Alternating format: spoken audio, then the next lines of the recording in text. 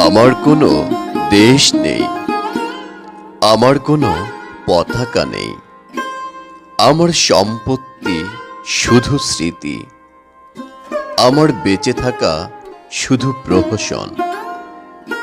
কেউ শোনে না আমার কোনো কথা, সবাই শুধু শোনাতে চায়। তাদের ইচ্ছাগুলো চাপিয়ে দেয় অনায়াসে। আমি বদ্ধভূমিতে দাঁড়িয়ে থাকি প্রিয়তমার অপেক্ষায়।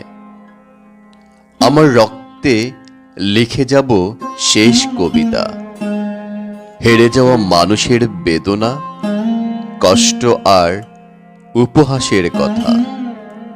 ছত্রে ছত্রে পঙ্ক্তিতে পঙ্ক্তিতে কেঁদো না প্রিয়তমা, শুধু গ্রহণ করো আমার ব্যর্থ জীবন পরম মমতায় আলিঙ্গনে।